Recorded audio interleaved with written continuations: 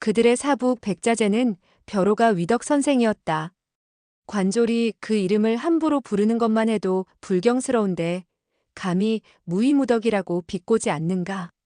왕만인이 휙하니 장검을 뽑아들고 부르짖었다. 이 개같은 벼슬아치들이 너무 무례하구나. 너의 혓바닥을 잘라놓고 말겠다. 경만종은 황급히 말했다. 왕사제. 잠깐.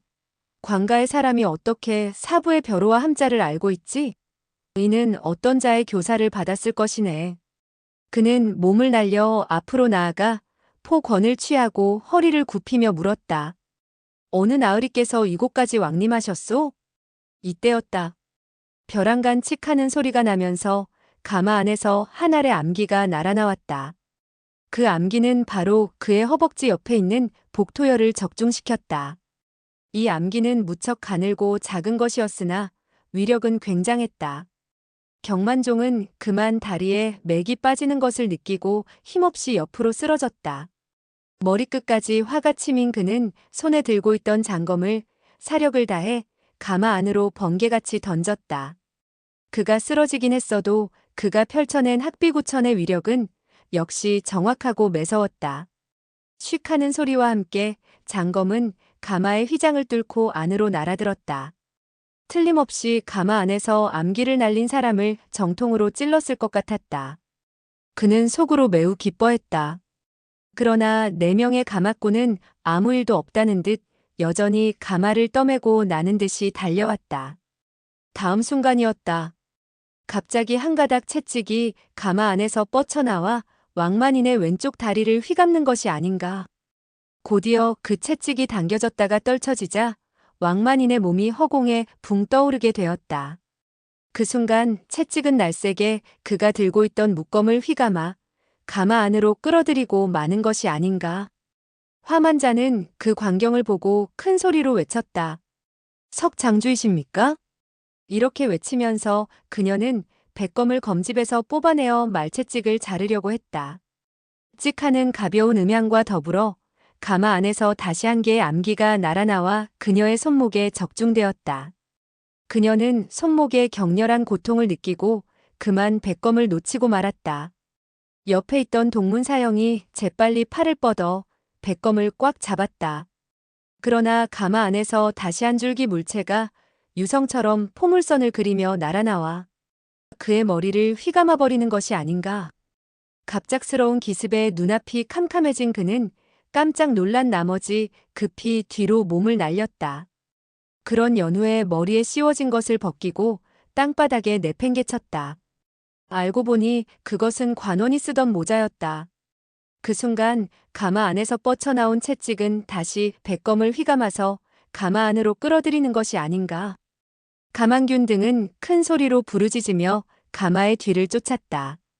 그러자 가마 안에서 예리한 파공음을 대동한 암기가 끊임없이 격사되어 나왔다.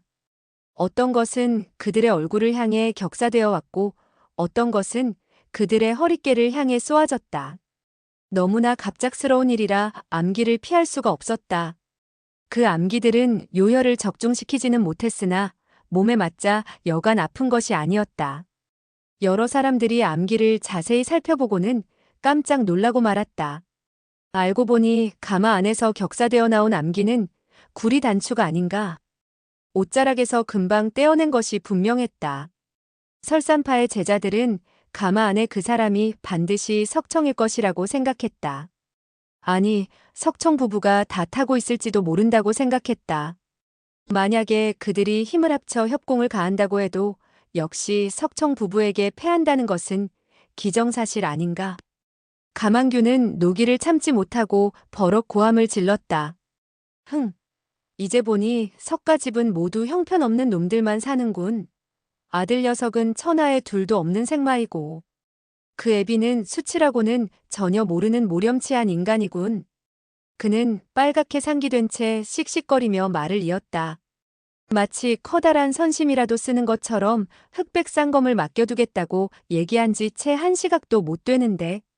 암기를 사용하여 보검을 도로 탈취해가는 모렴치하고 비열한 작자군. 왕만이는 유유히 사라져가는 가마를 향해 고래고래 악을 썼다. 그래도 분이 풀리지 않는지 발을 동동 구르며 욕설을 퍼부었다. 이 천하에 둘도 없는 날강도놈아. 이때 경만종이 침중한 음성으로 그의 말을 가로챘다. 이 일을 더 이상 떠들어 보았자 우리 설산파의 명예에 먹칠을 하는 것밖에 안 되네. 그러니 더 이상 여기서 왈가왈부하지 말고 본파로 돌아가서 자세한 것은 사부님께 말씀드리고 적절한 방법을 강구하도록 하세. 일이 이 지경이 되자 설산파 제자들은 심한 좌절감에 빠졌다. 능소성 일대에서 크게 위맹을 떨쳐온 그들인지라 창피한 마음을 금할 수가 없었다. 그들은 설산파의 무공을 천하무적이라고 생각해 왔었는데 이번 일로 인해 크게 망신을 당하고 만 셈이었다. 그들은 각기 길게 한숨만 토할 뿐 더 이상 아무 말도 하지 못했다. 가마는 수마장을 전진해 가더니 작은 길로 접어들었다. 가마를 메고 가던 사람들의 발걸음 소리가 조금씩 느려졌다. 이때였다. 가마 안에서 말채찍이 쭉 뻗쳐나오더니 휙휙 휘둘러졌다. 그런가 하면 곧이어 그 채찍은 앞에 가마꾼의 등을 세차게 후려쳤다. 그러자 앞에 가마꾼이 걸음을 빨리하니 뒤에 따라가던 가마꾼도 걸음을 빨리하지 않을 수 없었다. 몇 명의 관졸들은 뒤에서 따랐다. 가마는 어느새 내 마장을 전진했다. 이때서야 가마 안에 사람이 입을 열었다. 됐다. 멈추어라. 4명의 가마꾼은 마치 대사면을 받은 사람처럼 숨을 헐떡이며 가마를 내려놓았다. 가마의 휘장이 들쳐지고 한 사람의 늙은이가 걸어 나왔다. 늙은이는 바로 현철령의 주인 사형객이었으며 그의 손에 붙잡혀 있는 사람은 바로 그 나이 어린 거지였다. 그는 몇 명의 관졸에게 호통을 쳤다. 돌아가서 너희들 관장에게 오늘의 일을 퍼뜨리지 말라고 전해라. 어떠한 소문이라도 듣게 된다면 너희들의 머리통을 모조리 베어버리고 관인을 황하에 던져버리고 말 것이다. 관졸들은 그 말을 듣자 겁에 질린 표정으로 허리를 굽신거렸다. 알겠습니다. 절대로 입을 열지 않겠으니 나으리께서는 아무 염려 마시고 천천히 떠나도록 하십시오. 사형객은 버럭 고함을 질렀다. 나더러 천천히 떠나라고. 내 놈들은 동료들을 불러서 나를 사로잡겠다는 것이냐? 그러자 한 명의 관졸이 재빨리 말했다. 아, 아닙니다. 저희들이 어찌 감히 그런 짓을 할 수가 있겠습니까? 사형객은 두 눈에 흉광을 번뜩이며 말했다. 너희 관장에게 전하라고 한 말을 아직도 기억하고 있겠지? 그러자 관졸은 비굴한 웃음을 지으며 말했다. 기억하고 말고요. 후감집에서 호떡 장사를 하는 늙은이와 잡화가게의 사환을 죽인 백자재라는 늙은이는 설산파의 장문인이며 벼로는 위덕 선생이라고 하나 실제에 있어서는 아무런 위엄도 덕망도 없는 사람이며 무기는 한 자루의 칼인데 칼에는 피가 묻어 있었습니다 하고 보고하는 겁니다. 그렇게 된다면 인증물증이 모두 있으니 그 늙은이도 억지를 쓰지는 못할 것입니다. 관졸은 먼저 사형객에게 얻어맞아 두렵기 때문에 인증물증을 들먹인 것이며 칼로 증거를 삼는 것은 그들의 상투수단이었다. 사형객은 빙그레 웃으면서 말했다. 백늙은이는 검을 사용하지 칼을 사용하지는 않는다. 그러자 그 관졸은 재빨리 말했다. 예, 알겠습니다. 그 백가범인은 청강검을 들고 있었으며 호떡 파는 늙은이의 몸을 찔렀습니다. 후감집에 있는 사람들은 모두 보았습니다. 이렇게 말씀을 드리면 되겠지요? 사형객은 속으로 웃었다. 위덕 선생 백자재가 정말 오도통을 죽이려고 했다면 무기를 사용할 필요도 없지. 그러나 그는 그와 같은 관졸의 말을 아랑곳하지 않고 왼손으로 어린 거지의 손을 잡고 오른손에는 석청 부부의 흑백 쌍검을 들고 그곳을 떠나갔다. 그는 매우 득이양양한 표정이었다. 원래 그는 어린 거지를 데리고 간 후 석청 부부와 설산파 제자가 자기에게 어떤 불리한 일을 할까봐 수마장을 달려나간 후 어린 거지의 혈도를 짚어 풀밭에 던져버리고 살그머니 돌아와 그들이 주고받은 말을 듣게 되었던 것이다. 그는 무공이 석청보다 훨씬 뛰어났기 때문에 나무 뒤에 숨어서 그들의 대화를 엿듣게 되었으나 석청과 민유 등도 알아차리지 못했던 것이다. 사형객은 그들의 대화를 듣고 모든 것이 자기와 아무런 상관이 없다는 것을 알게 되었다. 그때 석청이 쌍검을 경만종에게 주는 것을 목격하고는 쌍검을 빼앗아 와야겠다고 작정을 했다. 그리하여 풀밭으로 되돌아가 어린 거지를 잡아 일으켜서 그의 혈도를 풀었다. 마침 이때 저쪽 길에서 후감집으로 사건을 조사하러 가려는 지현을 만나게 되었다. 그는 즉시 지현을 가마 안에서 끌어내고 관졸들과 가마꾼들을 위협했다. 그리하여 관졸들과 가마꾼들이 그와 어린 거지를 태워서는 쌍검을 빼앗는데 한 몫을 하게 만들었던 것이다. 경만종은 가마 안에 타고 있는 사람의 모습을 보지 못했는지라 필시 석청 부부의 수작이라고 생각한 것이다. 사형객은 어린 거지를 붙잡고 황량한 곳으로만 걸어갔다. 어느덧 조그만 시냇가에 이르게 되었다. 사방에 사람이 없는 것을 보고 그는 어린 거지의 손을 놓고 민유의 백검을 뽑아 어린 거지의 목에 갖다 대고 날카롭게 외쳐 물었다. 도대체 누구의 지시를 받았는지 말해라. 만약 한마디라도 거짓말을 했다간 내 놈을 즉시 죽이고 말겠다. 그는 백검을 휘둘렀다. 싹 하는 가벼운 음향과 함께 옆에 조그마한 나무가 두 동강이 나고 말았다. 반토막의 나무는 가지와 잎과 함께 냇물 위에 떨어져 물길을 따라 흘러갔다. 어린 거지는 그것을 보자 겁먹은 음성으로 더듬거리며 말했다. 나는 누구의 지시도 받지 않았어요. 사형객은 현철령을 꺼내 들고 호통쳐 물었다. 이것은 누가 준 것이지? 어린 거지는 떨리는 목소리로 말했다. 제가 호떡을 깨물었더니 그 속에 있었어요. 사형객은 대노했다. 왼손을 번쩍 들어 그의 얼굴을 후려치려는 순간이었다. 그는 현철령을 자기에게 건네준 사람에게 손찌검을 해서는 안 된다는 과거의 맹세를 상기하고 재빨리 손을 걷어들이고는 호통을 내질렀다. 터무니없는 소리. 무슨 호떡이란 말이냐? 내가 지금 묻고 있는 것은 누가 이 물건을 너에게 주었느냐 하는 것이다. 어린 거지는 그의 호통 소리에 사색이 되어 말을 이었다. 저는 땅바닥에 호떡을 주워 먹었어요.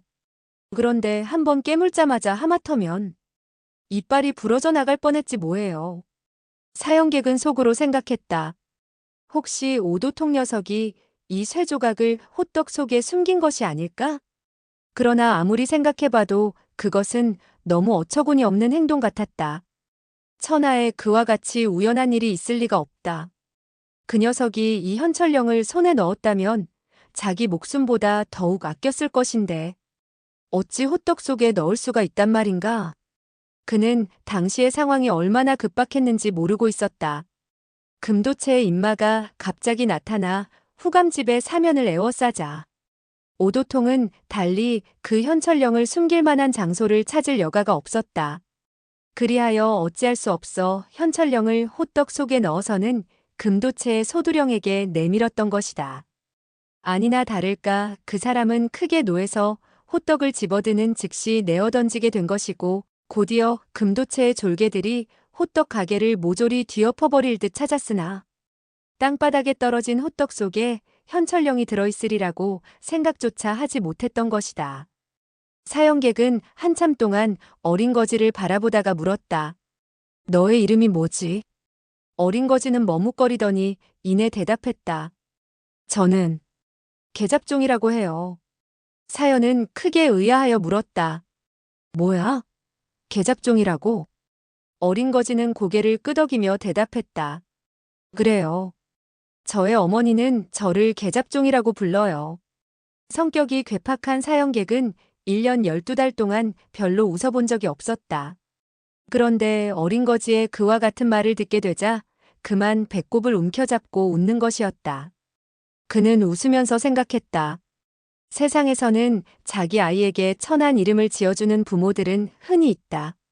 무럭무럭 자라나 귀신의 질투를 받지 않도록 하려는 뜻에서 개똥이니 돼지니 하는 이름을 붙이지만 자기의 애를 계잡종이라고 부르는 사람이 있단 말인가?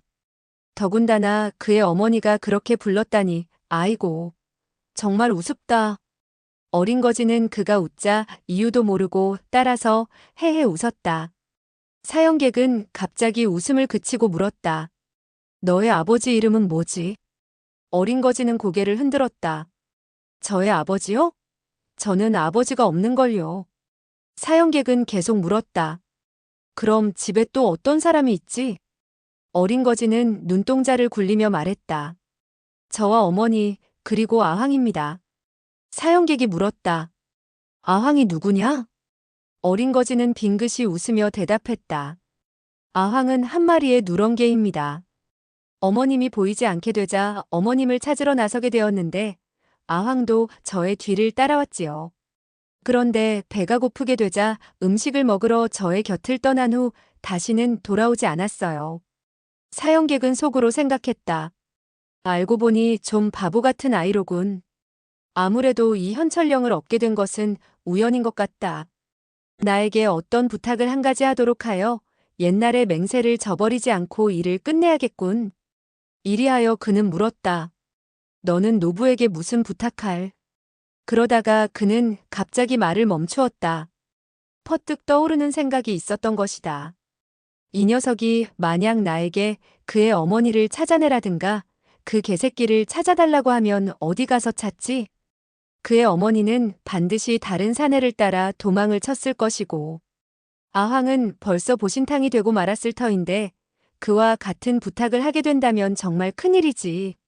7명이나 8명의 무림 고수를 죽이는 것보다도 더욱 힘드는 일이 아니냔 말이다. 이와 같은 생각이 들어 잠시 망설이다가 생각나는 것이 있어 다시 말을 이었다. 좋아. 나는 너에게 말하겠는데 누가 너보고 나한테 무슨 말을 하라고 했을 때 너는 그 말을 들어선 안 돼. 그렇지 않으면 나는 즉시 너의 머리를 댕강 잘라버리고 말겠다. 알겠느냐? 어린 거지가 현철령을 자기의 손에 넘겨준 일은 얼마 후 무림에 퍼지게 될 것이다. 그때 어떤 사람이 이 어린 거지를 꼬드겨서 자기에게 어떤 부탁을 하도록 한다면 과거의 맹세 때문에 거절할 수가 없게 되기 때문이었다. 어린 거지는 고개를 끄덕였다. 알겠어요. 사형객은 안심을 하고 다시 물었다. 내 말이 무슨 뜻인지 알겠느냐? 어린 거지는 자신만만하게 말했다. 나에게 그 누가 나보고 당신에게 무슨 말을 하라고 시킨다면 입을 열지 말 것이며 내가 말을 하면 나의 목을 댕강 자르겠다고 했잖아요. 사형객은 말했다. 그렇다. 이제 보니 내 녀석은 아주 바보는 아니구나. 기억력이 꽤 괜찮은데 그래. 만약에 내가 백치라면 정말 어떻게 해볼 도리가 없었을 게야. 너는 나를 따라오너라. 그는 황량한 곳에서 큰 길로 나섰다.